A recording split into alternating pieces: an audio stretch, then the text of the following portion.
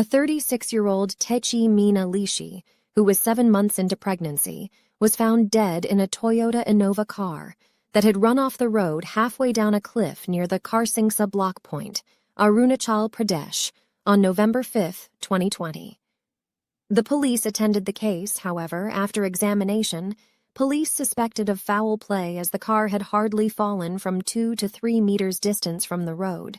There was no rolls, glass break, or any damage on a car, and a kind of injuries and marks she had on her body does not match up to the nature of the accident.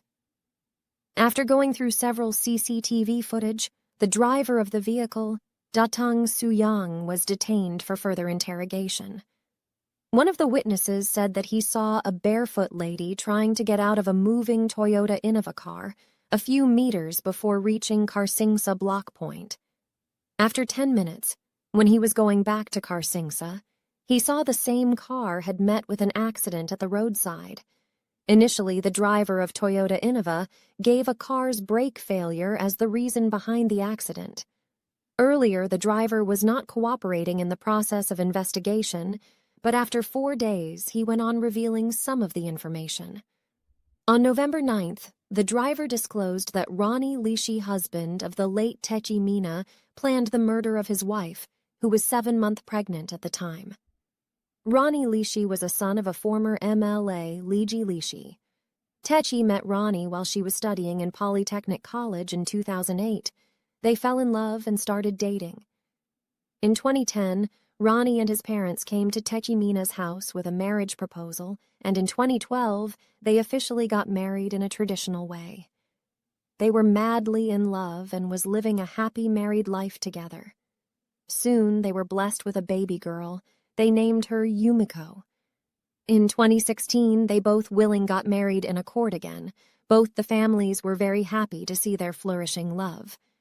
But suddenly, in 2017, Roni started to ask for a divorce to his wife Techi. Everyone was so confused with a sudden change in his behavior, and when their families tried to understand why he decided to divorce her, a girl named Chumitaya pops up out of nowhere. They later learned that Chumitaya is his girlfriend and was having an affair with her. With the arrival of Chumitaya, their relationship started to fall apart, and the love started to fade away. Techi was even facing torture from her husband, and when Roni filed a divorce, both the families gathered to discuss the matter. It was resolved with an assurance from Roni's family side, and on the same day they were shifted to new house. In 2019, when Techi went to search for her husband, who had not come to home since many days and was staying with Chumitaya at her rented house, she was beaten by Roni and even damaged her car. Therefore, family of Techi held another gathering to discuss the matter of torture she was receiving from Roni. In this meeting, they decided to take Techi back to her own house, away from this mess. But Roni started crying for forgiveness in front of everyone, saying he is guilty and will never repeat it again. He said that Techi is my wife and a mother of my daughter. So how will I be able to leave her? I want her and only her in my life. Seeing him cry, everyone thought that he might have realized his mistake and really regretting it now, so they gave a chance to start a fresh life all over again. In 2020, Techi conceived another child. Hearing this news, Techi's family were very happy, thinking that their relationship is growing stronger again.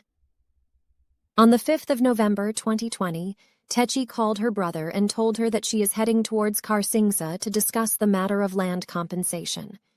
He asked if Roni is with her, and she replied she will meet him directly at Karsingsa. They talked for like 3 minutes, and within the next 5 minutes, she was murdered.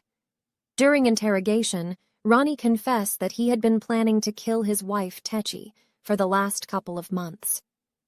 He then asked help from his old school friend, Kapwang Lete Lowang, to arrange the contract killers. Evening of October 27th, 3 people, Kapwang Lete Lowang, Dathang Suyang, and Tani Koyang, arrived from Konsa, and they stayed at Hotel Supinsa. On October 28th, Roni Lishi arrived at the hotel and finalized the plan to kill his wife with Kapwang and amount of rupees 10 lakhs was fixed, out of which 5 lakhs was paid in advance in 2 installment of 3 lakhs and 2 lakhs respectively. It was planned that Dathang Suyang would execute the murder and stage it as an accident. Kapwang and Tani left for Konsa on October 30th, whereas Dathang stayed back, and Roni employed him as Techi's driver. On November 2nd, the driver Dathang requested the Roni to arrange for a partner as he felt he would be unable to murder Techi by himself. Roni again consulted his old friend Kapwang, who brought in Damriet Koyang, who was working as a driver in Doimuk. On the morning of November 4th, Roni and the driver did a dry run of the area and decided the point where the plan will be executed. On the morning of November 5th, Roni asked Techi to proceed to Karsingsa on the pretext of discussing their land compensation case in Karsingsa.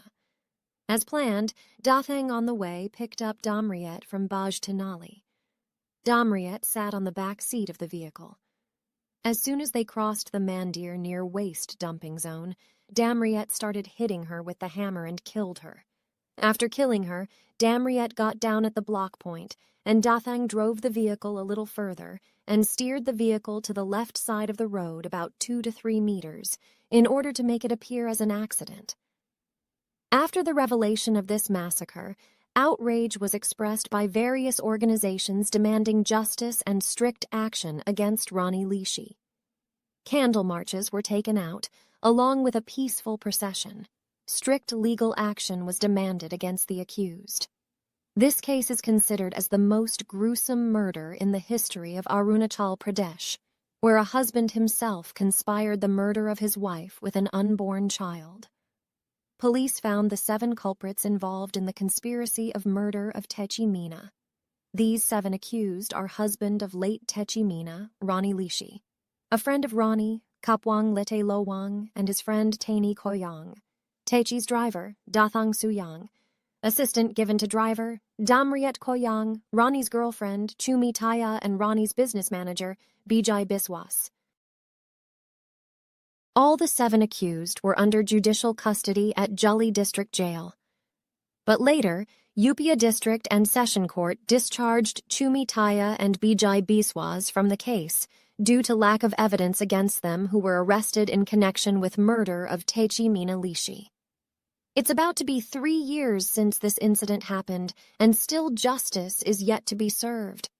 I have found a link of petition pleading for justice for late Techi Meena and her unborn child. Please sign the petition to help her get justice as soon as possible. Link is given in a description.